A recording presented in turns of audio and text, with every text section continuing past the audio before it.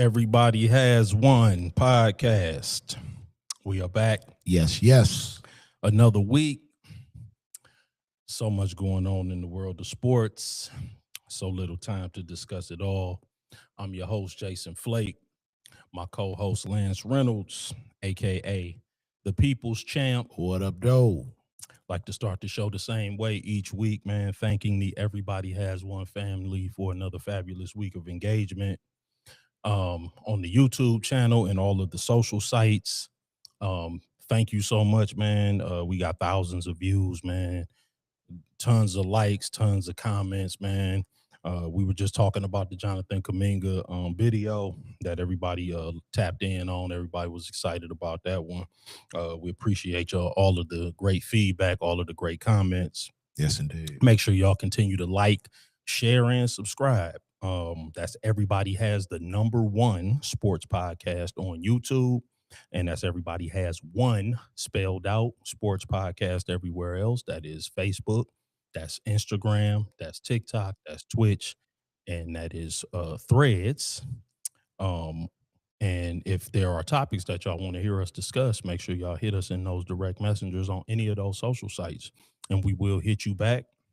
Hey, make sure they turn those notifications on. I was talking to a buddy today, and they just wasn't aware we've been cranking the whole time because the notifications weren't on. So that's a great point, man. When you subscribe to that YouTube channel, make sure you hit that bell notification, and when you hit that bell notification, make sure you hit all so that you are notified every single time we post new content, new videos, new shorts. So that's a good point by the People's Champ. We appreciate that. And make sure that y'all tapping in. And again, share those on your individual and personal social sites, and make sure again to like, share, and subscribe, man. None of this is possible without the Everybody Has One family. Excuse me. But without further ado, man, let's get into the topics that we have because they are innumerable. Yes, sir. This week, Detroit Lions talk, man. David Montgomery, Knuckles of the Sonic and Knuckles running back duo, was traded.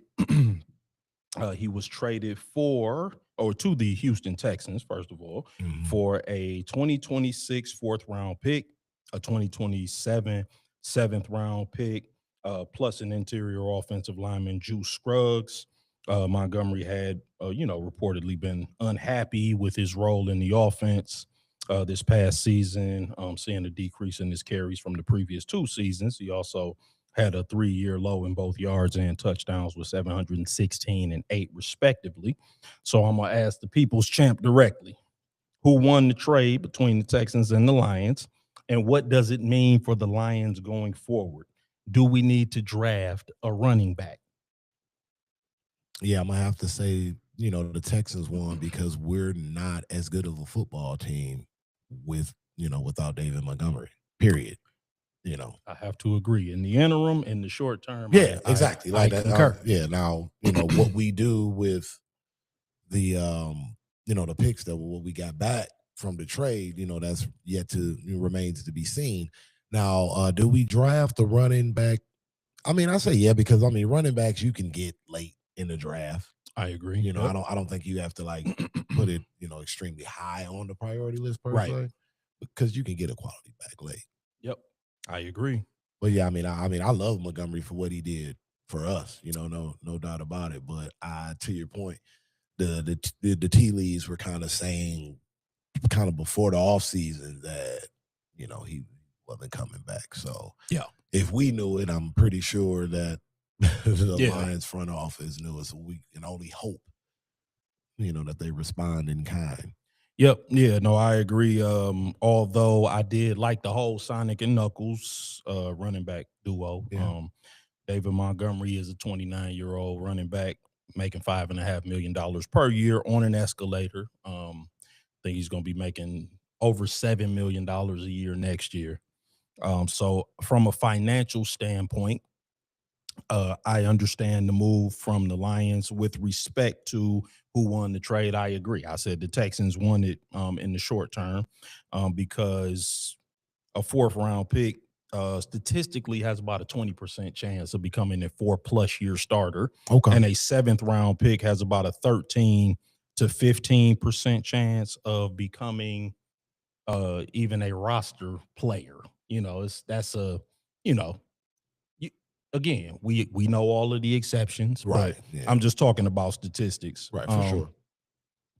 So, I do think that we need to draft a late round running back. I put the same thing in my notes, and hope that they become Kyle Monangai, who was the Bears running, backup running back to DeAndre Swift. I'm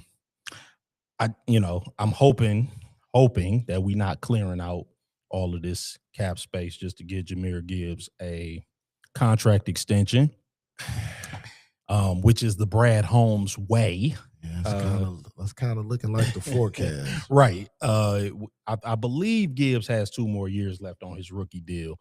I would like to table that extension for another year, perhaps, and use the resources that we are clearing up for other things, because we have a lot of other needs at this point.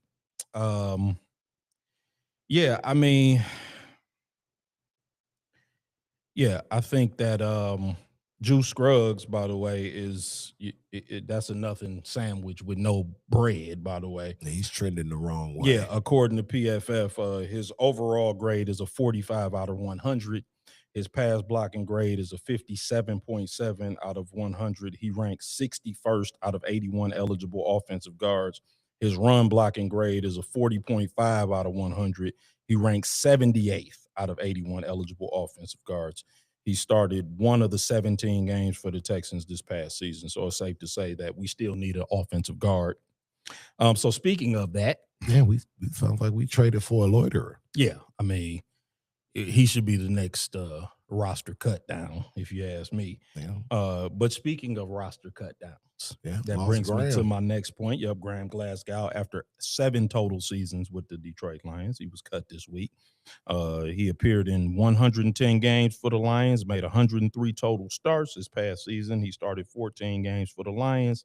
Like the rest of the Lions' offensive line, offensive lineman, he had his struggles. But with the release of Graham Glasgow, is interior offensive line the number 1 priority for the Lions? Without question, if you're talking about paying Jahmyr Gibbs any type of extension, like if you're going to invest in Jahmyr Gibbs in any type of way long term, you better make sure you got some hogs in front of him.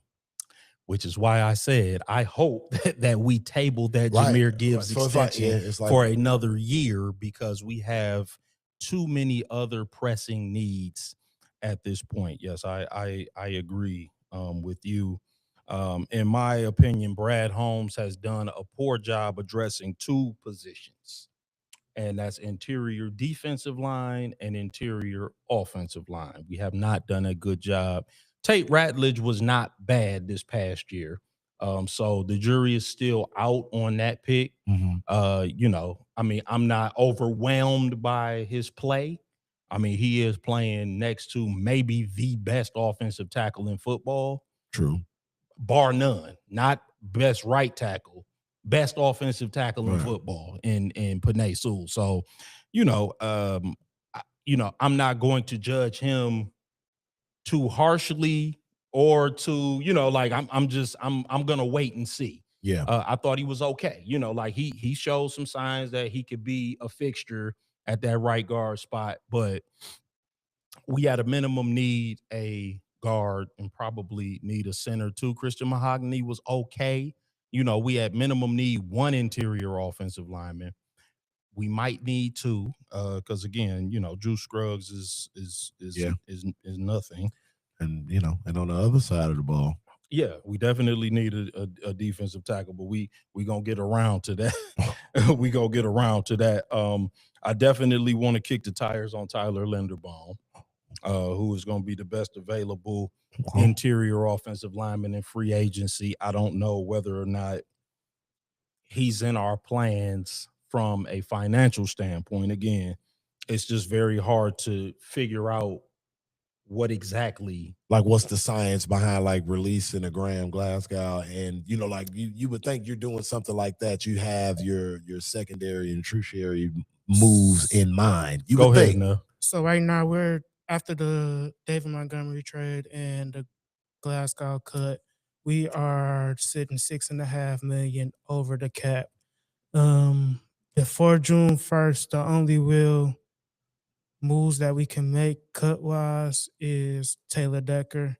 If we was to cut Taylor Decker before June 1st, he would give us 11 million cap room, but that still wouldn't put us towards the top half of cap space in the league right now.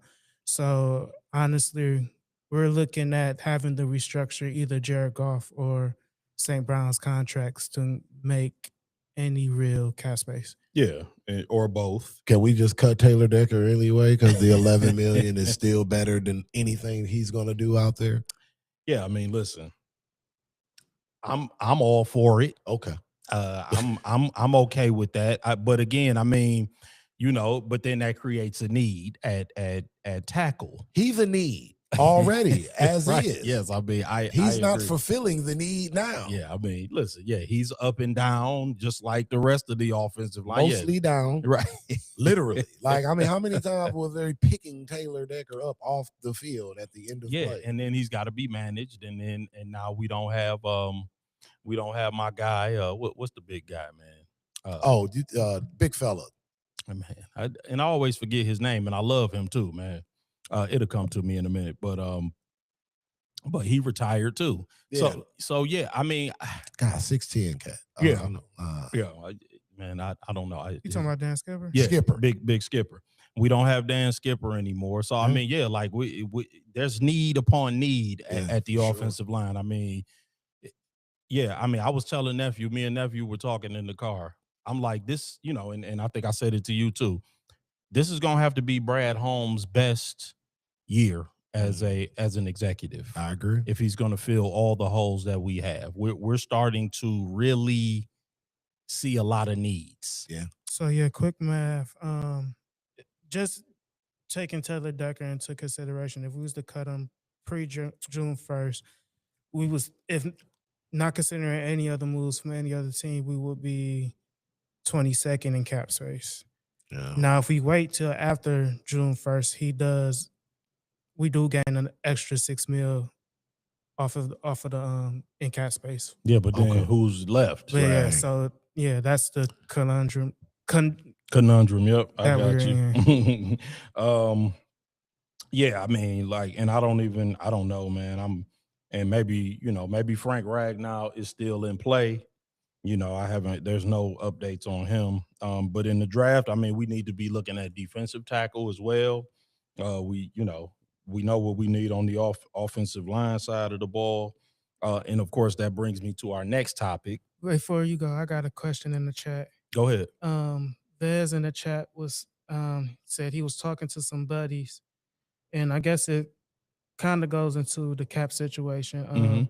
He was saying, is Dorado going with a cheap B-tier quarterback the best way to build a championship team versus paying a top 10 quarterback like Goff and Allen? And he used Hurts and Darnold being some of the examples. Yes, I mean, so if you look at, I think over the past 25 years, I don't think that any top 5 paid quarterback has won the Super Bowl, with the exception of maybe Pat Mahomes' last one. The last one. When because I think he got his big extension just before that. But yes, that is correct. Most of the quarterbacks that have won have, not been the top 5 paid QB. So yes, there is definitely something to not having that highly paid QB, because it gives you the flexibility to build out the rest of the roster, right? Without that albatross, basically of that contract just dragging everything down. Yeah, but they're spending that money somewhere, and it's typically on an outstanding defensive. Correct. The quarterback or mid tier. Yeah, or like with Chicago, they went out and got 3 offensive linemen. Yep. They cleaned up their offensive line problem in one fell swoop in one offseason. Yep, and then even then they invested money on playmakers on defense because Yes. those takeaways. Yeah, right. Yeah, they led the they league in takeaways. Yeah, no. So well, there is absolutely something to that. So yes, I completely yes, I subscribe to that. Good call, Des. Yep. But this is the situation that we find Yeah, man. I'm about to say in. this ain't good, man. Yeah.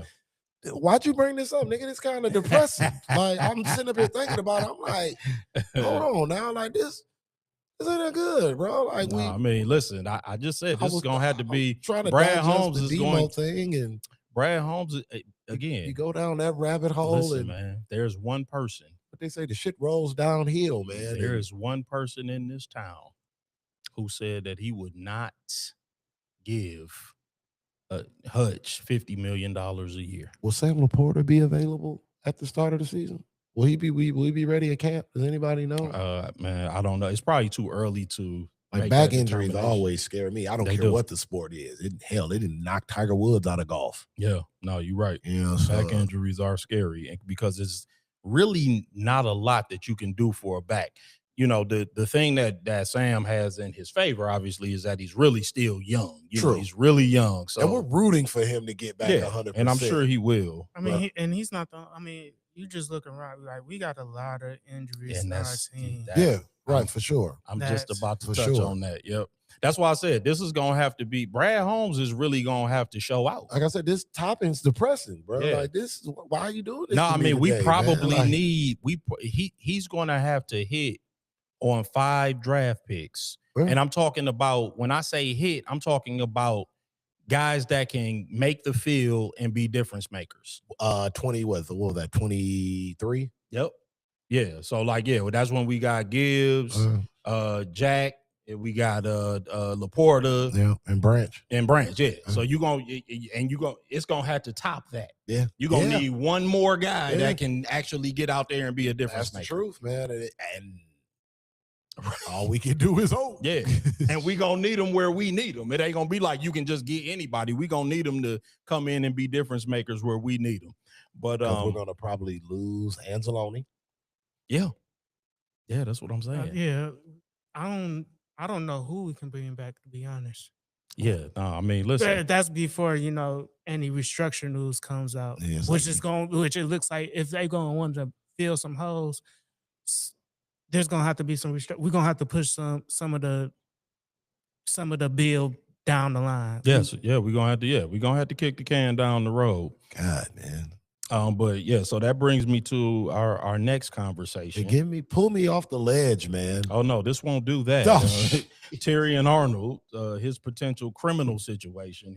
Favorite. Then there's that. Yeah.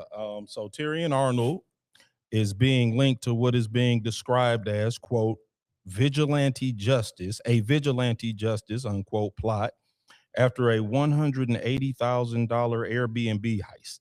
So it's important to note that Terrion Arnold has not been charged with any crime. However, court records alleged associates of the cornerback kidnapped and pistol whipped 3 men they suspected of stealing cash, jewelry, and other valuables from Arnold's Florida rental. A Florida judge has ordered that one man accused of orchestrating this kidnapping and assault remain behind bars with no bond. So I'm going to read the statement from Terrion Arnold's attorney because I want to be fair. He says, I represent Mr. Terrion Arnold in connection with an incident that allegedly occurred on February 4, 2026 in Tampa, Florida, which resulted in the arrest of 5 individuals on serious felony charges. And to be clear, Mr. Arnold had no involvement whatsoever in the activities that led to those arrests. He did not participate in, nor was he present for any conduct related to the alleged offenses. There is no evidence in the police reports, text messages, or witness statements that implicates Mr. Arnold in any way.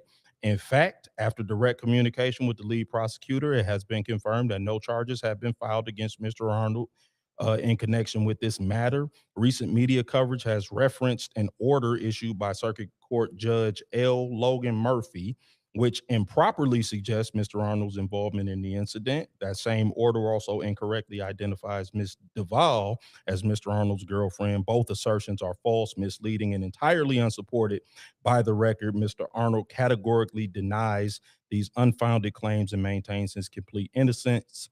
He was not involved in crimes allegedly committed on February 4, 2026 in Tampa, Florida. We strongly urge members of the media to refrain from perpetuating inaccurate or speculative narratives. The facts are clear, and they do not support any claim of wrongdoing by Mr. Arnold. So, not to sound flippant about criminal activity Right. and the seriousness of this matter, but what do you think this means for Terrion Arnold's future as a Lion? Good luck. Yeah. Where they at? What Florida? Florida, Tampa. Yeah. It's in Tampa. Oh, yeah, good luck, bro.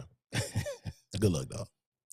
Because, I mean, all they got he don't have charges now, but okay, all the prosecutors got to decide is we want Terrion, and they start squeezing them fine, and they got in custody, and then it's over. Or they start talking. That's what I'm saying. All the prosecutors going to do is start squeezing those guys, and if they start squeezing them enough, and, it'll all start falling down.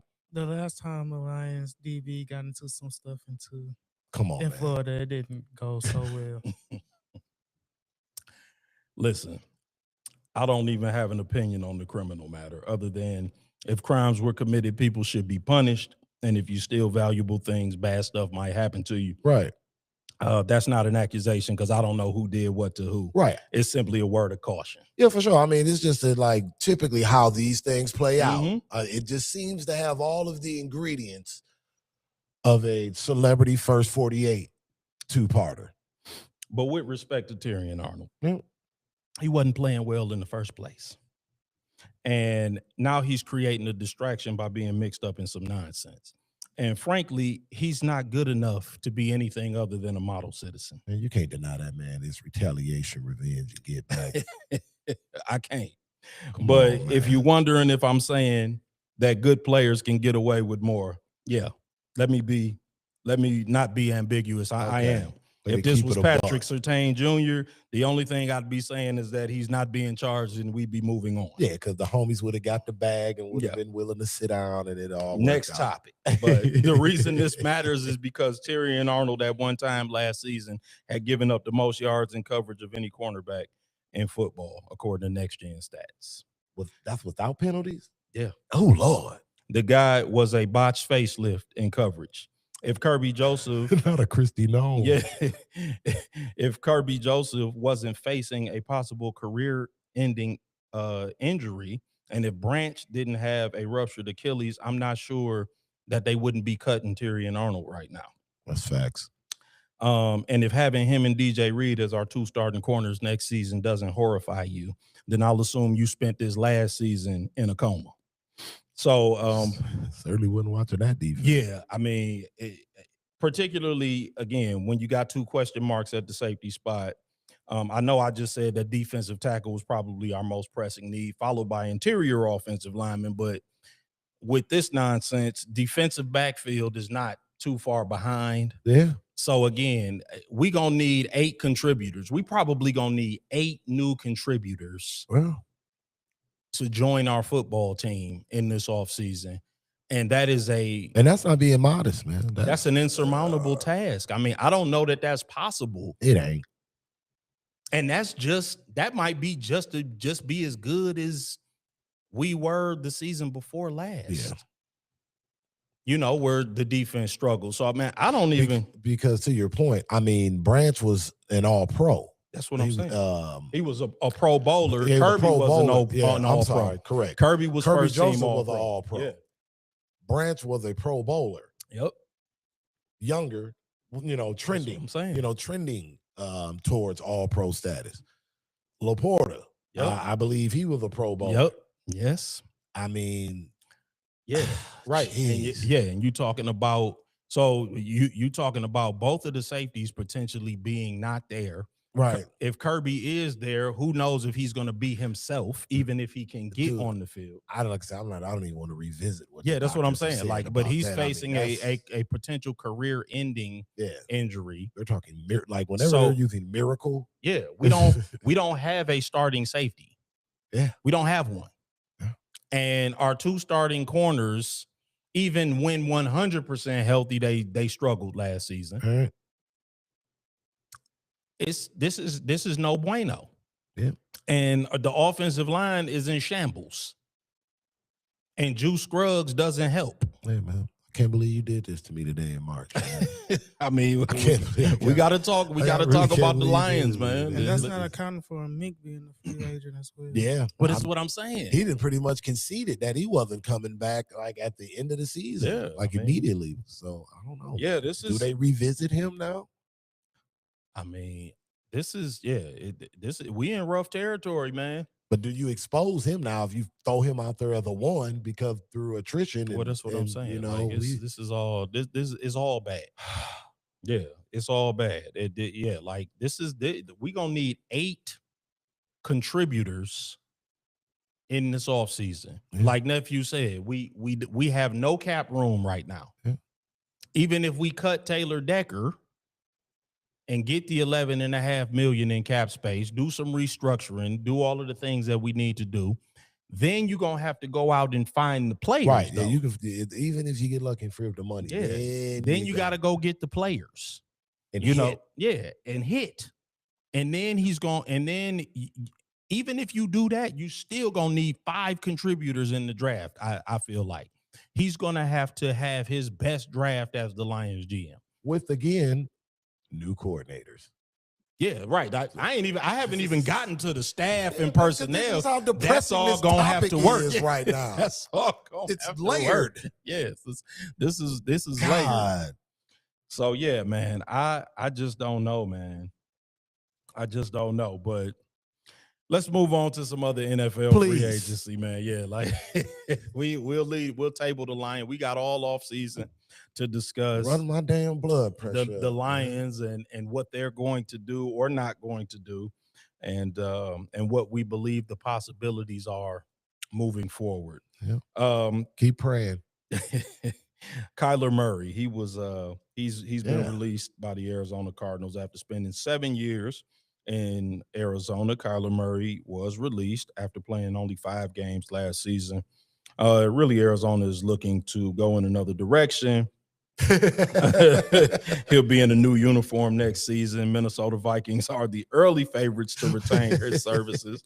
Do you believe that the Vikings are a good fit? And if so, what does that mean for J.J. McCarthy? Hold on, man. What the hell does Arizona going in the other direction mean? Like they've been going in the same direction for a decade at this point. Hey, man, listen, they got who they got? What's the kid that they got? Is it what's the name's brother? Is it what's the boy from Green Bay? Why am I drawing a blank on all these names today? Mike LaFleur. Yeah, it's the kid. Yeah, Mike LaFleur. It's Matt LaFleur's brother. So they got Mike LaFleur. They're looking to go in another direction. Man. Okay, fine. I get it. I guess they probably gonna stink it up and then try to get one of the kids from the 2027 draft. Now keep in mind, Arizona is pretty much on the hook for his contract. So basically, he can go anywhere and sign a team basically for like minimum deal. Pretty much. He can sign a minimum because Arizona's going to be paying pretty much the rest of it. Yeah, $26 million. Russell Wilson when he first got cut. Yep. So the Vikings, they're the early favorites to retain his services. Do you believe the Vikings are a good fit? And if so, what do you think that means for J.J. McCarthy? Wow. I don't necessarily know if the Vikings are a good fit for him because who's going to be in the backfield? That's true. Justin Jefferson's there, but to a certain degree, the last 3 seasons, Kyler's been having trouble staying on the field. Yeah. And that's probably going to continue, yep. I would think, unless his conditions around him are ideal and optimal. I don't know. I think he might be a better fit, maybe in like a Pittsburgh or something. Tyrone, what's up, man? Let me know what you think about that. That's interesting. But to your point, if the stories hold true with the Minnesota situation, how do you go back to J.J. McCarthy? You just say we're gonna try it out for a year with Kyler because we're getting him on a 1-year friendly. We feel like you need to sit and watch a guy that's known for not preparing. So it's like, I actually, I don't know, man. because Aaron Jones not being there. I mean, he was there. He was hurt. I mean, that's And they got Jordan. I think they got Jordan Mason too. Yeah. Who I like, but Yeah, I think they're getting ready to move on from Aaron Jones. yeah. I think In the they're next getting week. rid of him. Yeah, and then I think TJ said he can restructure his Hawkinson, deal. Yeah. Mm-hmm. So I mean, Minnesota pretty much has everything else.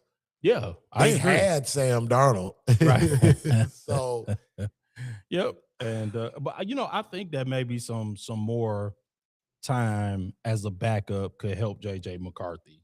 I think the Vikings could work for Kyler Murray. I mean, that's as good a situation as any. Yeah. For him.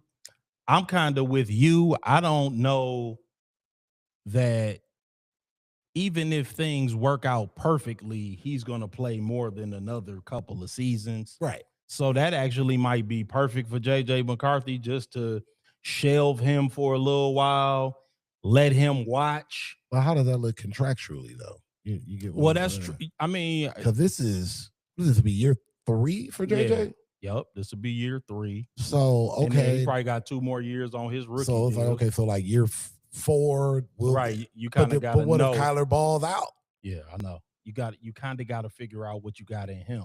JJ is going to year 3 of his contract. Yep. So what? Because the rookie is 5 years, right? Yes. Yep. Okay. So yeah. So you would probably have to figure out after next year, like you probably had to get him back on the field. No, because they would have to extend him after this season. I mean, not necessarily. No, they have to pick up the option going before the next season. Yeah, that's what I'm saying. Like you would just pick up his 5th year, and then I would put him back on the field in his 5th year and see what's going on. And then if he's good, then then I'd re-sign him. If he's not, then I wouldn't. You know what I'm saying? Like I would take the entire 5 years. I mean, because he was hurt for the whole first year, so like you can't. And then you didn't play well when you got your opportunity. So right. like I mean, live with it. I just think Minnesota's trying to put the toothpaste back in the tube. I mean, yeah. Can you blame them? I mean, no, I can't. They supposed to throw their hands up like we missed? I mean, you can't do it in public. Right. I mean, they got to keep trying. I get it, but it's like, yeah, you fucked up. Yeah, you did. I mean, right. They did. They know it now. Yeah, because it's like you talk about Kyler Murray, and it's just like not you. I'm talking about them. But them, right. It's like, bro, like you had Sam Darnold in the building. Yeah, based off what though? Like you get what I'm saying? Right. Listen, I mean, I agree. I just think under ideal circumstances, I don't think Kyler Murray plays more than another season. And especially when you consider our division, where it's always tougher the second half of the season. Yeah, I agree. And like even when Kyler Murray was at his best, he's known for fading down the stretch. Yep. Yeah, dude. I agree. And I mean that's why Kingsbury isn't there anymore. Yeah, no, you're right. And been gone. So I mean, good luck to him because when he's healthy, he does have the ability to make plays and he can string some weeks together. He can be dynamic, but I just don't know about handing him my team. I mean, listen, I don't know about handing JJ McCarthy my team. I was gonna say, either. I don't know what they don't have a lot of options. But it's like, I mean, I guess you do invite him to camp and just let him play it out. Yeah, I mean, right. I'm kind of in that camp. I mean, I agree. Yeah, like at this point, why not kick the tires on the guy, especially if you can get him on a very, a team-friendly deal. What about Atlanta? Atlanta is interesting. I mean, listen, maybe I'm crazy, man. I still like Michael Penix. I do too. But I mean, like Nephew was saying, though, you can get him on a minimum deal. You can, yeah. Penix, bring him in the camp. Another guy who's shown a propensity to go down. Yep. So I mean, he was even hurt in college. So right, so it's you're like, right.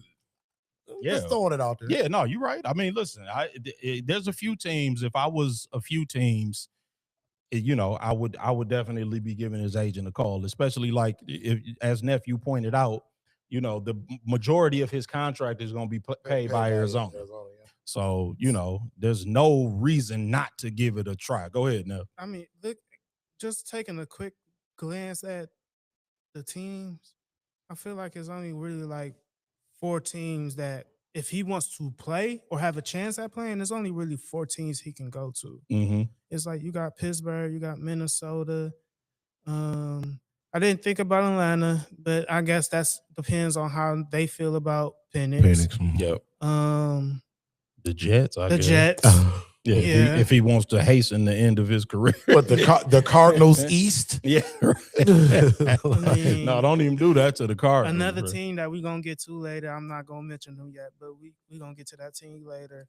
And then I mean, if Pat's not ready at the beginning of the year, then I mean, if I'm That's Kansas possible. City, if I'm Kansas City and Pat's not ready at the beginning of the year, I don't see why I You know wouldn't what? think about it. That's You know not what? crazy. Because Andy Reid is smart enough of a guy offensively where he could put some packages together. You Like know say, what? I don't hate that. like I could see Andy Reid putting together like a 6-week Yeah, I can too. package, 7-week package. And for, you just mentioned his problems in the second half of the year, which wouldn't be an issue that because might, that 'cause might be Mahomes a is stone gonna come. cold take right there, nephew. yeah, you know what? I don't hate that. That's actually a pretty good one. I wanted to ask y'all about a couple of cuts that were announced today. Go ahead now. First one, Stephon Diggs. I Mhm. know. Oh, really? I didn't hear that. Yeah, they announced that they are going to release him today. But I know he has Some issues. He got some legal He got problems. some legal problems as Yes. well, hanging over him. Yeah, And then I saw that Jonnu Smith was the tight end. the tight end from the Steelers. They announced that they were going to release him today as well. Okay. Yeah. And then you got on the offensive line, you got Mekhi Becton. Becton. Yeah, I like him. And then Jawan Taylor, however you feel about him. The tight end from the Saints. Oh, and then also Jonathan Allen as well, the D tackle from the Vikings. You know what? I would kick the tires on Allen for sure. Just because we need bodies. Yeah, right. We need interior defensive linemen. And also Becton. I like Mekhi Becton. I do. I don't know what he's going to demand on the open market, but I would like him because he's something we need. He's an offensive guard. So yeah, I'm here for all of that. But yeah, I mean, and I know Reek Woolen didn't the Seahawks let him go too? I think yeah, he gonna be a free agent. So man, K9's probably gonna get released too. That's next on my list. Oh, hit your mic, nephew. They didn't give him the franchise tag, Yep, so he's gonna be a free agent. Yep, Kenneth Walker. That was my next topic. So the Seahawks, they're poised to move on from the Super Bowl MVP. I'm just asking you straight up, is that a mistake?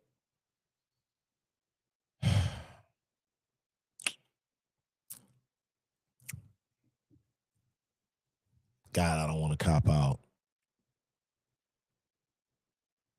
I would say probably nah, man, because I think if they would have lost, they would be the same situation. Mm-hmm. And I mean, you will have Charbonnet coming back at some point. Yep. And I mean, the NFL, unless you are like one of them ones. Yeah. I mean, running backs, they'll find another one. And that's not to discredit Kenneth Walker III and what he does, but yeah, I just in terms of and also I'm not aware of what he's asking as well. That's true. I'm not aware of what Kenneth Walker. That's the unknown variable versus what he demands. Correct. So I don't want to make it look like he's being a malcontent or anything like that. Yeah. So I guess we'll know when he signs somewhere else. What. You know what I'm saying? Like it'll be more clear, but I'm gonna disagree a little bit. Because there is always the age-old question about running backs and the shelf life of running backs. But he played about 48.5% of their snaps this season. He had 221 carries, 1,027 yards, 31 receptions, 282 yards. He only had 5 touchdowns though. Of course, he had 4 touchdowns in the postseason. That was 5 regular season touchdowns, 4 postseason touchdowns. But he's just 25 years old. Yeah. And he was the Super Bowl MVP. And Charbonnet is going to be coming back off of an injury. So you never know if you're going to be getting the same player that you had before the injury. If Charbonnet was whole, I would agree with you because I'm like, yeah, you got him. You know, you got Charbonnet. You know, just like with the Lions letting go of Montgomery, we know we got a healthy Gibbs. So, you know, like that makes sense. And then Montgomery's 29, he's not 25. You Right, know, like right. that would be a different thing. But creating a question mark in your running back room now you got one hurt running back and then no second running back. So now you got a whole question mark in your running back room after you just competed for a championship. I don't necessarily like that. You know, like I would prefer to have some certainty in the running back room so we can move on to some other position groups, fortifying those as opposed to create. Now we got a big old question mark in the running back room. So I didn't really like that. I'm like, you know, and again, I'm sure that they got other financial considerations, and you know, you have to make some of the hard decisions, but I think that this strategically is a mistake. But you made a great point. I don't know what he's asking for. If he's asking for too much, then it's like, look, bro, you know, Yeah. you're still a running back, and the shelf life of a running back, you know, I can't pay you for what you've done. I got to pay you for what you're going to Right, do yeah. moving forward. So if he's asking for, you know, a ridiculous contract, like I heard some numbers about what they thinking about giving Jahmyr Gibbs, and I'm not trying to make no Detroit Lions fans enemies because, you know, people was atting me about the Hutch thing. So I'm gonna leave that alone. But if these rumors are true, I'm gonna have to disparage giving this kind of money to a running back. So I can throw some names at y'all Go and ahead, kind man. of give y'all the idea of where he might land at cap wise. Okay. And y'all just tell me if y'all would take K9 over these people. James Conner, Yeah. Yes. Tony Pollard, Oh yeah. DeAndre Swift, Yeah. Ooh. Yeah, he's Super Bowl MVP. Yeah. Chuba Hubbard. Yeah. Chuba Hubbard, stop it. So okay, so we're talking about in the range of 10 million. Yeah. Yep.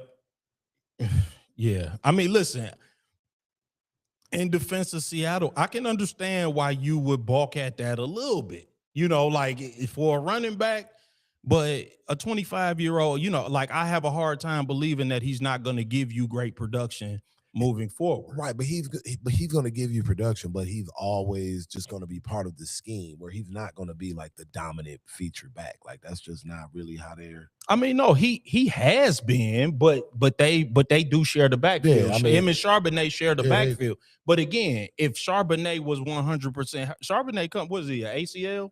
Yeah. Yeah. Was it ACL or MCL? I think it was ACL. Yeah, I think it was ACL. So I'm like, Charbonnet gonna be coming back off of ACL. So like, you don't know that you getting, and Charbonnet is a violent runner. Like he's the power back. So I get you. I mean, he's listen, not I'm a finesse back. Yeah, no, So I'm like, you asking the guy that's coming back off the ACL, you don't know if he's going to be the same back. Now, I would expect that Charbonnet is still going to come back and be productive. Yeah, he'll be good. Yeah, it's a torn ACL. He had surgery late last month. Yeah, so I'm like, okay, so he won't be back to probably. He won't be ready for the start of the season, most likely. That October. part. Yeah, probably so October. now you have no running back. You know what I'm saying? So like now you've cleaned out your running back room. Yeah. So now you need 2 running backs for the start of the season. You know what I'm saying? So I'm like, while I get that, you know, again, you might be right. He might be asking for more than fair market value, but you know, assuming that he's just asking for fair market value, you don't want to. You've created a question mark in your running back room. That's for certain. Like now you don't have no running back. You know what I'm saying? Like you don't have a starting running back now. Yeah, I don't really care for that decision right now. Like I do feel like, you know, and maybe he playing hardball because he know you don't have no run. You know what I'm saying? Like maybe he is doing a little too much. So well, maybe the numbers changed once Charbonnet went down. That's what I'm thinking. I'm thinking maybe he feel like he got him over a barrel, so he was a little bit too aggressive. But you know, we'll keep our eye on that situation. That's an interesting one. But a couple of other noticeable moves, man. Let me see if you got any thoughts on these. George Pickens for the Cowboys, Breece Hall for the Jets, Kyle Pitts for the Falcons. They all got the franchise tag. Any thoughts on those? And I just want to add to that, Daniel Jones got the transitional tag from the Colts. Oh, okay. Oh, did he? Daniel And Jones. I was going to ask about when we were talking about Kyler Murray. What about Kyler Murray to the coach? Because I think they're going to let Richardson walk, right? Oh, yeah. Or let him talk to other teams. Yeah, I think they're trying to let him find a team. Yeah, they're trying to get from up under that. Because, I mean, you got Jonathan Taylor back there. That's an interesting, because, right, assuming that Jones won't be ready for the start of the year. I mean, and they ended the season with Phillip Rivers playing quarterback. Yes, I mean that's a very good point. So I'm just saying, like they may be in the market. Yeah, I mean, right. But, they've been known to get creative at quarterback. Yeah. Let's just say that. But to your point with the Pickens one, that didn't surprise me at all. That's do the Cowboys ever get a discount on anybody? Like, that's the only, like, what say the people's champ? Like, do they just have to overpay for everyone, or what's the deal? I just think at this point the Cowboys just do the most asinine thing possible to stay in the ether. Yeah, I mean, because some of this, it's predictable and it never makes sense when they do it. Yeah, you get what I'm saying? It's just like, why are you doing this again? Yeah. To no avail. Like, you overpay for like these like shiny toys. Everyone that just never deliver when you need it to matter the most. Yeah, and they never do it collectively ever. Right. So it's like, and I mean, I'd get it if like at one time y'all gave it a one good crack or they sniffed the Super Bowl. Right. But Super Bowl, like a championship game, championship game, fine, a playoff win. There we go. I was trying to be modest to our Cowboy fans that may be listening, but the hell with it. Okay. But it's just like every year it's the same story. Jerry Jones and then his son. Right, Stephen Jones. They said something about long game in the negotiations, and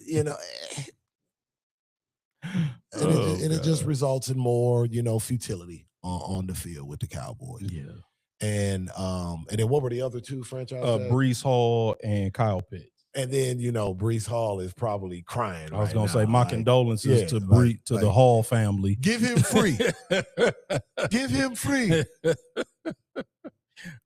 He don't deserve that, man. Let that man leave if he wants to. Hey, he getting paid $14 million next year. Hey man, I'm not mad at it, bro. I mean, $14 million will probably help ease that a little bit, but. Yeah. You don't get to that level, settling for too much. Yeah, I know. Listen, man, poor Breece. I'm like, that Moribund franchise. Yeah, I know. God. God awful. I think the one that interests me the most is the Kyle Pitts move, because he's been when he was coming into the league, it was seen as if he was gonna be that next dynamic tight end weapon that you could count on, and it's kind of like he has fizzled out now. I mean, you know what? Last year was probably one of his best years, if not his best year yet. But, I don't really see him as something to be protected. I mean, you're going to pay him like a top 5 tight end for next year. That seems crazy, a little absurd. Yeah, like, there's no way. No way. I would have negotiated a team-friendly deal or let him, walk. But I guess the Falcons see him as integral to their future plans. But whatever. Man, let's get to some Pistons talk, man. We can't let a show go by, man. Let's talk about the Pistons in the month of February. Pistons did lose last night to the Cavaliers in Isaiah Stewart's first game back, 113-109. However, they went 6-1 without him, and they won 6 of the last 8. And congratulations to Cade Cunningham for being named Eastern Conference Player of the Month in February. In that time, Cade averaged 25.4 points per game, 9.9 assists, and 6.5 rebounds. Detroit went 9-2 in the month of February. Also, congratulations to Jalen Duren. Yeah. Last week, specifically, February 23rd through March 1st, he was named Eastern Conference Player of the Week. In that time period, he averaged 25.8 points per game, 13.8 rebounds, 1.3 blocks. Detroit went 3-1 in that time period. And a little bit of a late submission. Shout out to Sir Thompson.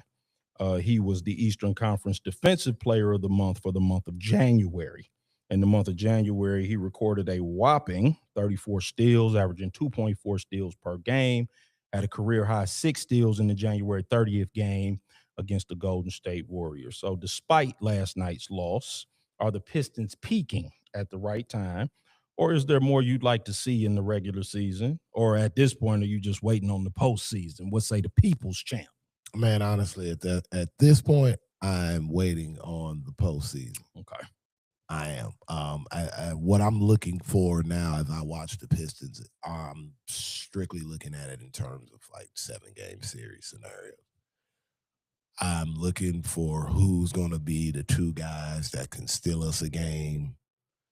No, I'm not saying it's a thing, but it's kind of happened twice in the last 10 days where, Cade had a bad night at the office. Yeah. We can still say close, Yeah. but those games just aren't winnable.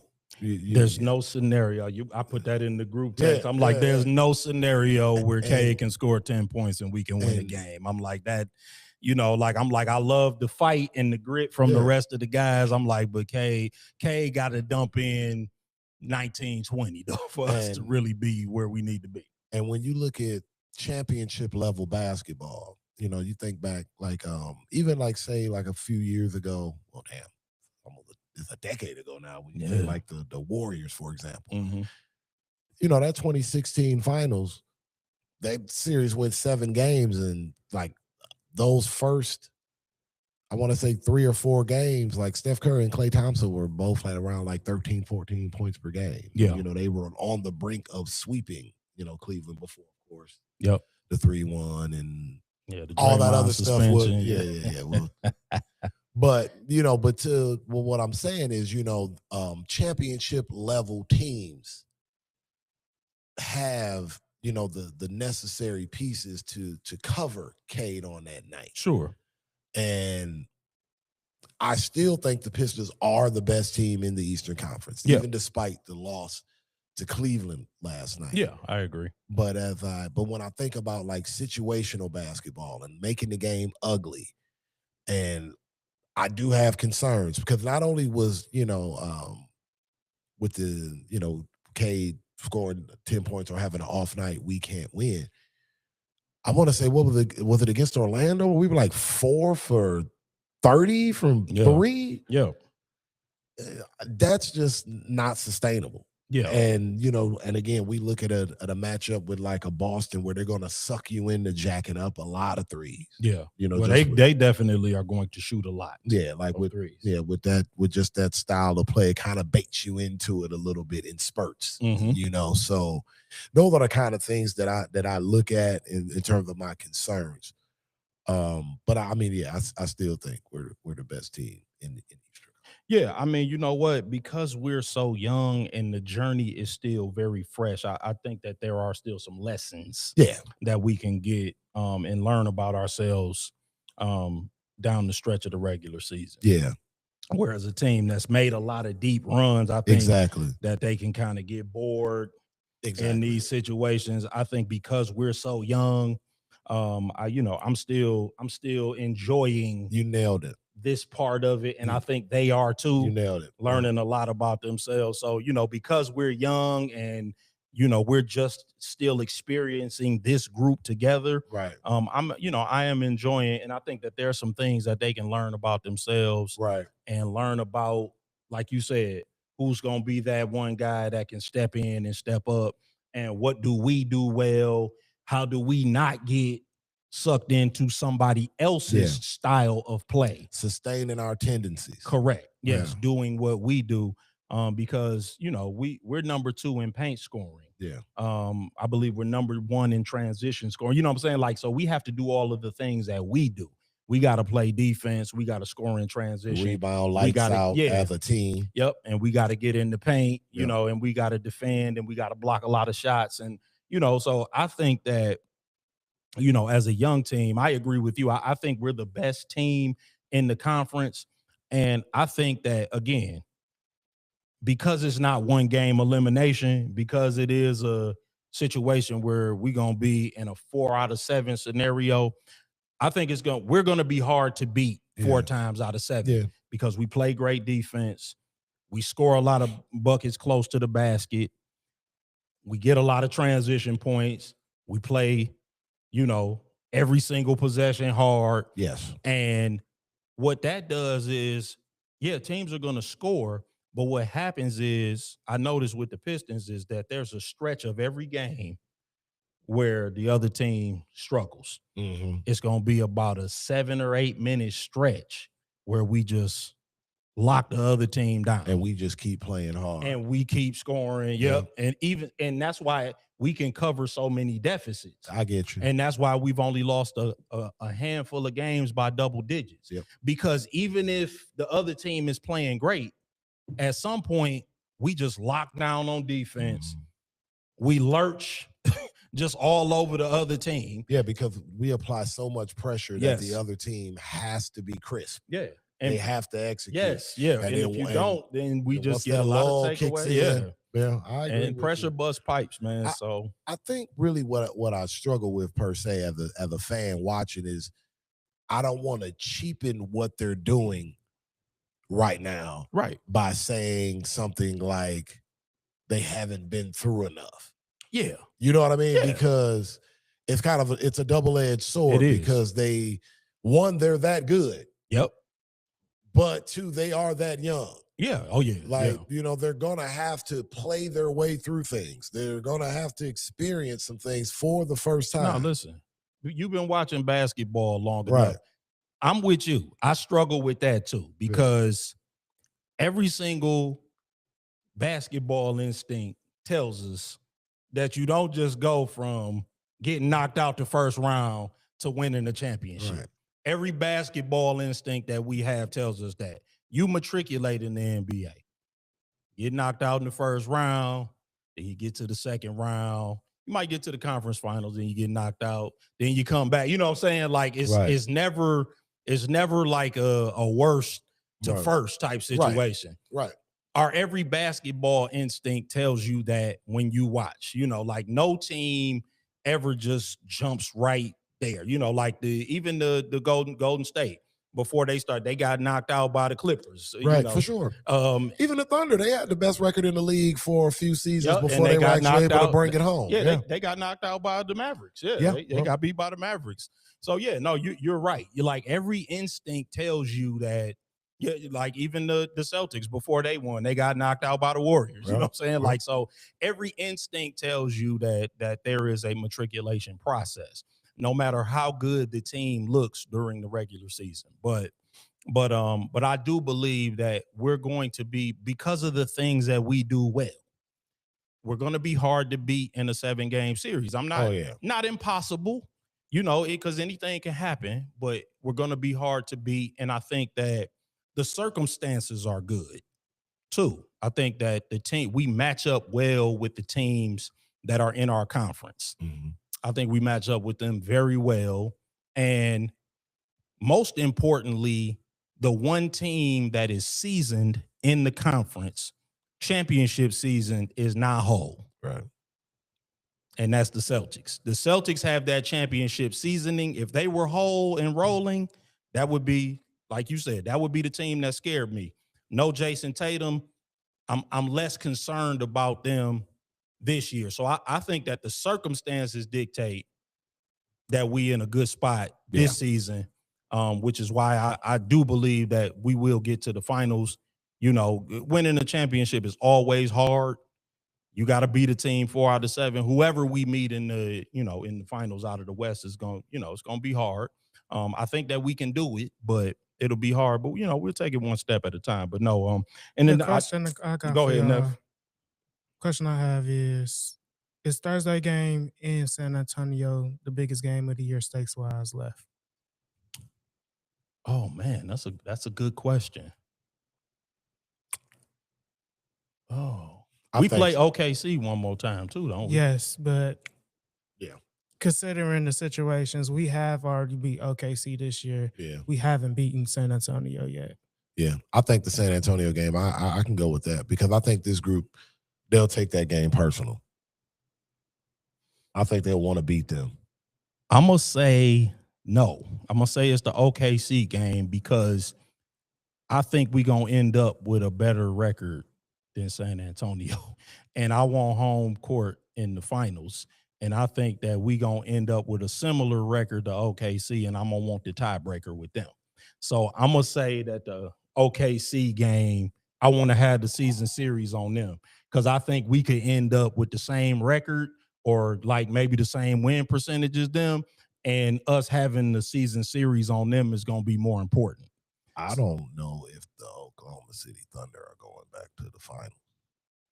They could though, but that's a but I'm just saying. I think that's why I'm gonna say that's probably gonna be that's the most important game we got left because of that. You might be right, but even if we lose to San Antonio, I feel like we're gonna have a better record than San Antonio at the end of the day. So it's not gonna matter that we lost the season series 0-2. If we have a tie season series with OKC and they end up, and we end up in the scenario where we need the season series in order to have home court in the, you know what I'm saying? Like, I feel like if that ends up mattering, I think that'll be the Wemby called Cade soft. They're gonna want to beat that ass. Oh yeah, okay. I didn't know that. That's just how I feel. I didn't hear that. Yeah, Wemby called Cade soft. Oh yeah. So I think they're gonna take that game personally. Okay, yeah. So yeah, okay. That just heightened the stakes. Yeah, that changed it then. Yeah, no, you're right. Yeah, that's gonna be a personal game though. So yeah, that's Friday, right? That's it's tomorrow. And it's tomorrow. And our guys are petty like that, and I'm here for it. Like I ain't mad at it. I love the petty. I love the little extra shoving and stuff that be going on after the whistle. I'm here for all of it. Yeah, I am too. So yeah, Wemby, you strap up. Yeah, that's a good one. And the other question I wanted to ask you, because it's about the MVP race. Okay. Any fresh insights? Because I was talking about K winning the Eastern Conference Player of the Month. And also, I think the individual accolades, I don't think they all tell you that those don't matter, but I think they all care about those, So I'm sure deep down they all want to get some individual awards for those respective individual trophy cases. Any fresh insights into the MVP race? That's the first question. I think we both a little bit biased. I continue to say for me it's Cade Cunningham edging out Jaylen Brown, just slightly.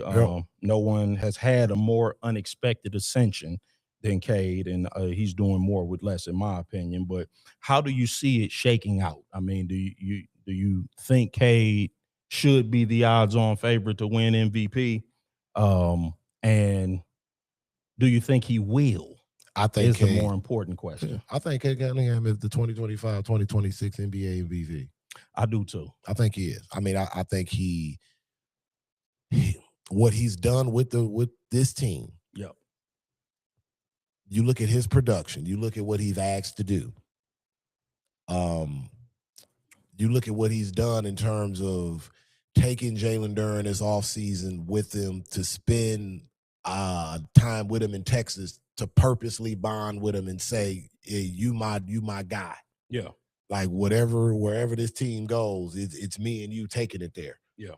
Like, and then what he does to me again, and it was something I kind of noticed early, but it's starting to rear its head.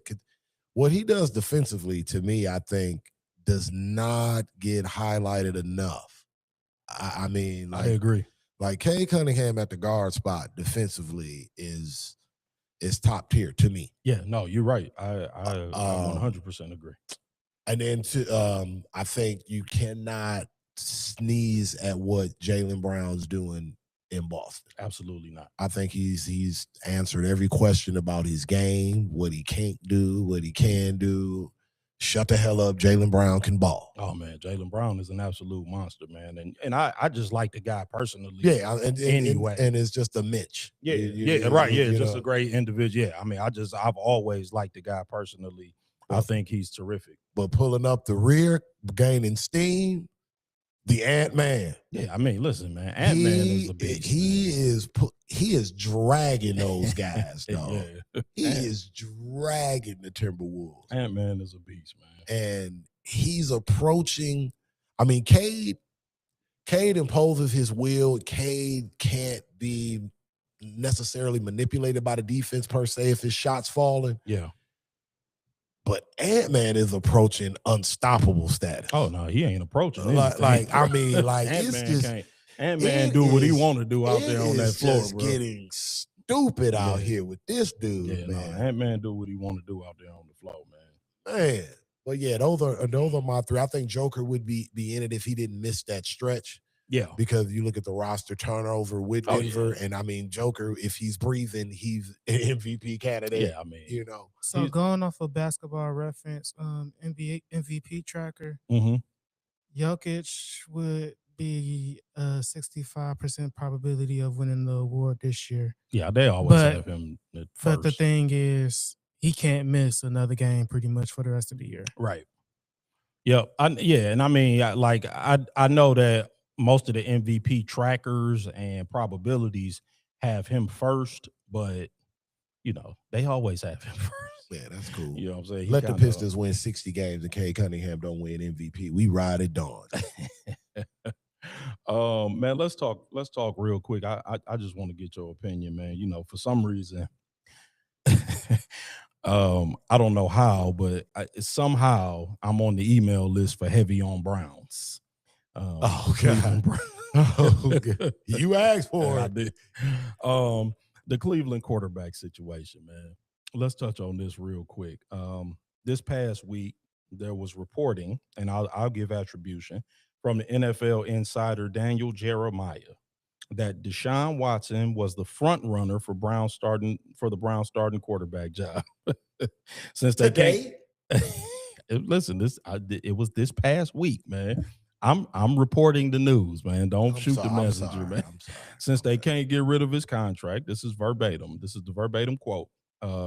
Since they can't get rid of his contract, the Browns might as well try to get their money's worth in 2026.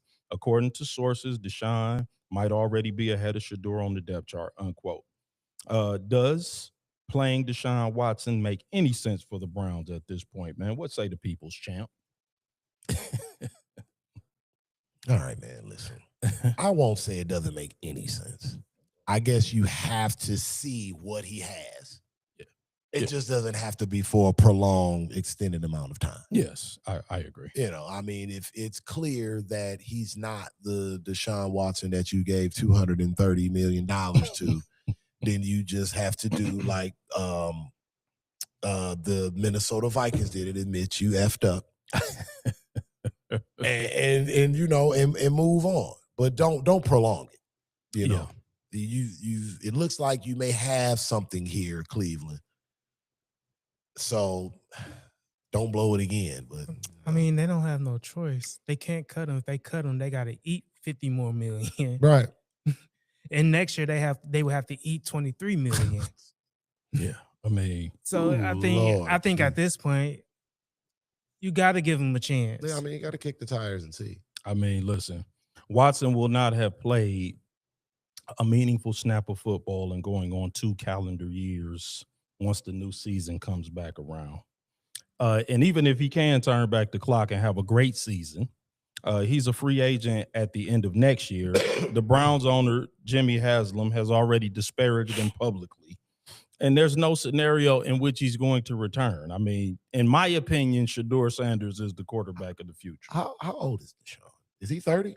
He's 31. Over the cap has him under contract until after 2028. You said 31? Yes. Damn, is it 28? Yes. Damn, he's 31? Wow. I didn't know he was 31. Yeah. Oh, he was a senior, though. That's right. When he came out of Clemson, he was okay, that makes sense. Yeah, Shedeur is the quarterback of the future. And in this situation, more than any other, as I always say, man, that's FUBAR. The future is now. That is.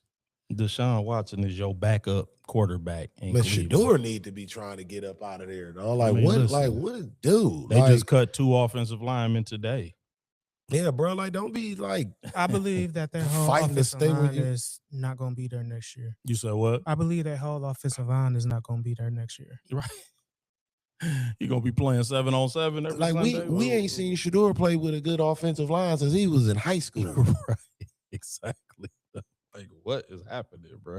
Like, he's been playing with just garbage O-linemen for like the last 6 years, 4 years. Oh man.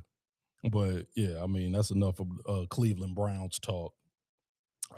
Michigan State coming up on Sunday, man. Last regular season matchup of the year, man. What's the People's Champs prediction? I mean, we've already settled the Big Ten regular season championship. So I mean, yes, sir. Congratulations. Sparty wants to, be inspired to maybe steal one to close out their season on a positive note. Yeah, I mean, okay, but an extra B-Day session by my Wolverines will always work for me. So, yeah, I mean, this is usually the one that the Spartans get. We usually rounding into March form, and so we'll probably give a spirited effort. I expect us to win a close one in this one, as I expected us to get popped in the first one. But we'll see. I mean, Michigan is always tough. I just don't want none of my more guys to get hurt. We had already lost LJ. Yeah. To the ACL. So, we just want to make it to March. Yeah. Reasonably healthy. As healthy as can be so we can make a real push. I want to talk. Shout out to my Titans, bro. Hosting a Horizon League tournament game tonight for the first time since I was damn near at the Sun Bitch. Let's go UDM. Let's go UDM. I just want to point out that right now Michigan State is holding the 2 seed. So I think and that's just for the Big Ten tournament. Okay. But if they want to potentially get to that 2 line, I think they have to win this game. Yeah. Yep. I think they'll be motivated. I mean, they should be. They should be motivated, and they've been playing well lately. They got a nice win against Purdue. You hear the rumblings that talking? Don't be shocked if maybe you hear Cohen Carr's name called number 1 or 2 in the draft. No, I've heard it shocked me. I've heard no such rumblings. It shocked me. I've seen they're saying that with the the way the game is, kind of like a Kuminga, like the way that the game is with the up and down. They say they like. I've watched Cohen Carr several times this year. Listen, he's a really good athlete. They say they're loving his 2-way potential. Matt Painter did give him a lot of praise the other night. Listen, they love his 2-way potential. And I mean, he could go to a combine and put up these, pornometric numbers. And you never know, bro. It's the NBA, man. The only league that drafted Kwame Brown, Mike Olowokandi. Yeah, because that's what it would be. I've watched Anthony Bennett, number 1. I've watched Cohen Carr several times this year. I watched the kid, was it Caleb Wilson from North Carolina. I watched Boozer. And then what's the bombing down in Atlanta right now? Alex Ricochet. Yeah. Nah. Reese Cup. Yeah, stop. Cohen Carr is not the number 1 I'm not vouching for him. I'm just saying, have you heard about that, and what are your thoughts? It's absurd. I appreciate your thoughts. That's absurd. And big Michigan State fan right here, dog. And they both know me. They know I'm a Spartan fan. Stop it. You think he's a top 10 pick? Lottery pick? I mean, if you going on potential, he is a good athlete and all, but he can't shoot like that. He's not a great shooter of he's gonna have to develop his whole shot. Neither was Jason Richardson when he got drafted. He's right now, he's a Sword Thompson. Okay. You know what I'm saying? That's number 5 in the draft. Right. But he ain't even as long. He's not even as long as a Sword. What if he goes to a workout and gets hot? Bro, stop. He's not the number 1 I've pick. seen crazy. I'm not saying it either. No, I mean, but listen, I've seen nutty stuff happen. I'm not trying to disparage the kid. He can play basketball. Don't get me wrong. He can play basketball. He's an explosive athlete. But you said this ain't the draft. No, bro. This draft, it's too many good players. No way. That'd be insane. But we need the people's champ on this last topic, man. What's going on? The Los Angeles Lakers, they 3-3 in their last 6, man. Currently sitting in the 6th seed in the Western Conference. They 2 games ahead of the Suns. They play at the Nuggets tomorrow night. And I have my predictions about how I think that one's going to go. But if the playoffs started today, they'd be playing the Rockets in the first round. Okay. How do we fix the Lakers, man? What are their chances against the Rockets if that matchup holds, man? What say the people's champ? How do we fix the Lakers? I don't care. Come on, man. We need the people. But no, come on, man. Okay, but need the people's champ to come through. Man. Listen, what the Lakers need to do, they need to find out what Luka Doncic is going to do. Because I don't think it's a lock that he's going to score and not play defense. I can tell you what. No, I'm talking about in terms of like long term. Like they got to make a decision. They have to make a decision on Luka, like long term coming up. I mean, they're keeping him. They definitely going. But he can choose not to stay with them. Right. I mean, yeah. He can. I mean, like he could opt out. It's a lot of young, good talent in the NBA, and Luka Doncic is still young. What, he just turned 26? Yeah, he's 26. Where he can hold a team hostage. And to your point, he's going to score a lot of points and not play defense. But I mean, man, come on, man. James Harden been doing that shit for 15 years. I agree. I'm like, listen, you got to build around him. Yeah, so I mean, I get it. Like last time I checked, Luka Doncic took the Dallas Mavericks to the NBA Finals, and it was Kyrie Irving who choked it all away, not him. So I mean, and I love Kyrie. I do too. Kyrie gets so much love. We don't talk about how he choked so bad against the Celtics in the final. That's how much love we got for you, Kyrie. But listen, always a bridesmaid and never a bride, though. But and it's like, what do the Lakers really have? They don't have anything.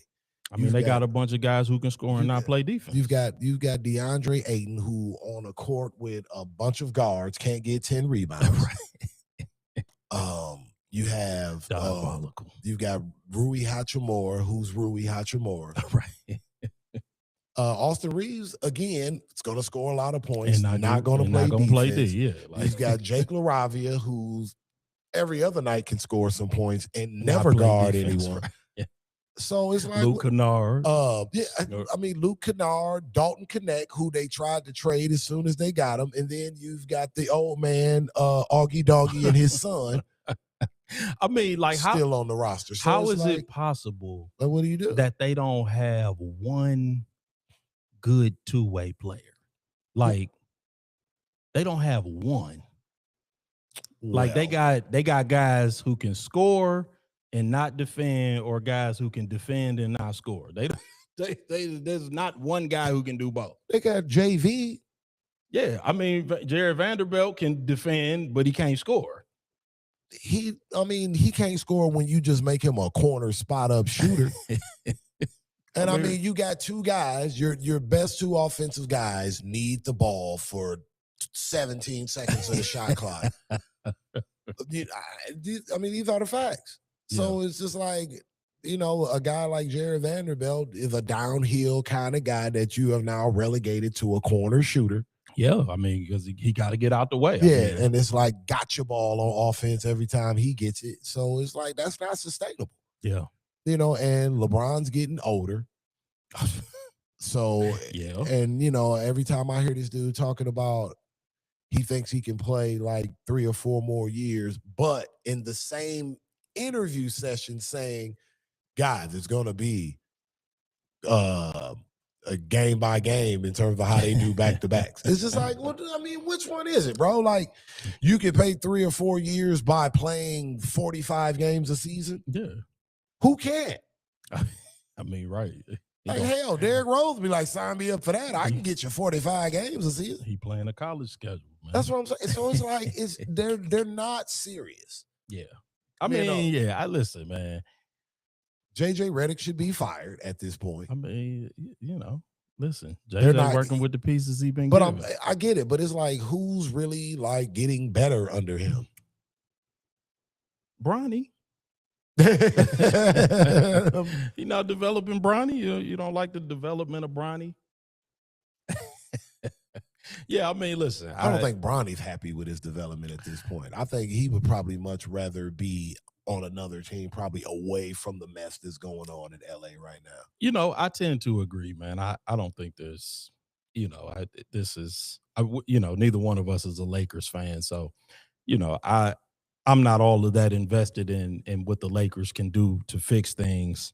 I think that the personnel is, is limited. I mean, you pointed it out. They don't have one really good two-way player. They either got guys that can score and not defend, or they got guys that can defend and not score. And this is a 3-and-D league. You got to have guys that can either make the three or play D, or preferably both. Like preferably having both. But yeah, so like, and then even the guys that play D, they don't play D well enough where you can keep them out there, No. And then the guys that score, they're really good scorers, but I mean, so you're gonna shoot it out with everybody. Eventually, that's going to run its course, particularly if the other team defends. So yeah, I mean, the Lakers, they gonna get knocked out in the first round. I mean, they're great dance partners for the real contenders. Yeah, I was gonna say if they play Houston in the first round, I predict that Houston will knock them out, but they only 2 games ahead of Phoenix, and Phoenix beat them last week. So I'm like, if they slide down into the play-in, it could get interesting if they slide into the 7th spot. Man, but my man hurt, ain't he? Out for the year. Who, Book? The villain. Oh, Dylan Brooks. I don't even know. I think the villain out for a year. Now, playing with the Lakers and Phoenix with that guy in it, that would be must see. Yeah, that would be but I mean, I'm thinking that Phoenix could catch them. They could supplant them. But what you got, nephew? I got a couple quick Tigers notes. Okay, go ahead. First off, shout out to Jason Benintendi. He was announced as the lead voice for Sunday Night Baseball for NBC today. Okay. Nice. I didn't know NBC got baseball. Yeah, they got the Sunday night slot this year. Nice. This year. Okay. And then I don't know how much y'all been keeping up with spring training, but I wanted to ask y'all. Not at all. I wanted to ask y'all if y'all have been if y'all even heard the rumblings or seen the rumblings of the Kevin McGonigal breakout spring. I have heard the rumblings. Yeah, people are very excited. Do you think he ends up on the opening day roster? Why not? If he can play, put him on the opening day roster, man. Stop safeguarding the prospect. Man, you know how I feel. Don't get me started about prospects. Hey, we don't have another hour. Whatever juice you can get out of a prospect for the Tigers, squeeze it out now. Right. And when it runs out, just deal with it then. Right. I'm like, man, listen, if he can play, put him on the active roster now. Because what do we never want to see again? A 17-inning nightmare like the one that we had against the Mariners. Who went to the plate 11 times? Man, come on, man. Don't make me do this. No, you made me go through this damn Lions conversation in March that was agonizing. Don't make me do the Colt Keith conversation, man. You're going to have the Colt Keith family all in my mentions on social media, man. It's going to be 15 people with the last name Keith in my damn mentions, man. Listen, I still have nightmares about Colt Keith going up to that damn plate over and over and over again, man. So does he. That game was a nightmare. God, it was a nightmare to watch that. So yes, if McGonigal, and the same thing with Max Clark. I know he had sort of a rough outing. It's been out and yeah, he's having a hard time. But if he can play, put him out there too, man. No, I think he ends up on at this point, especially after last night's performance against the DR. I think you gotta have him on the opening day roster. Yeah, man. Listen, I think put him at short. Figure out what to do with Javi. You put him at third. You put him in center field, back in center field. Javi's still on the team. Yeah, I mean, Javi had a good year. He had a really nice year. He had a bounce back year. He did. I mean, after being asked to go home the year before, he had a great bounce back last season. I mean, after last year, I would rather have Javi over Parker Meadows. I don't know if I can argue with you on that point, bro. Man, I would rather have one of y'all over Parker Meadows. Man, dude, especially at the plate. I seen Parker Meadows down in Toledo. I mean, oh God, yeah. And then the last thing I just wanted to bring up, I just wanted to quickly mention, rest in peace to Lou Holtz, who passed away today. Oh, did he? Yeah. Oh no, not the old Notre Dame coach. Yeah. What was he in his 90s? He was 89. 89. 89. Yeah, man. know. Shout out to Lou Holtz, man. Coach know, Lou Holtz, rest in peace. Always had great energy. I will always remember A key him. figure of my Saturday nights as a Oh, yeah, for teenager sure. on college Yes. football finals. For Yes, sure. I was gonna say. And Reese Davis and Mark. Hey. Yes, man. That he Sure. always brought great energy, man, Yeah, to man. that You know, show. Lou Holtz, I remember him saying that he never drinks water unless he had to maybe take medicine or something like that.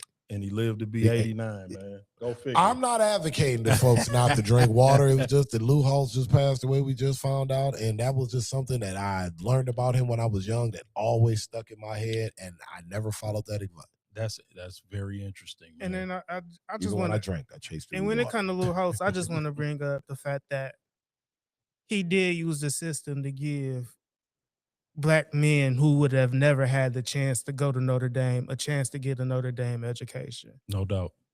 He used those gray shirt rules to his advantage to bring those kids in, have them sit that year to do what they had to do, and then eventually those men helped him become as successful as he was. Shout out to him, man. And then on top of that, his statements on Ryan Day late in life were the cherry on top for me. Oh yeah, that was pretty awesome.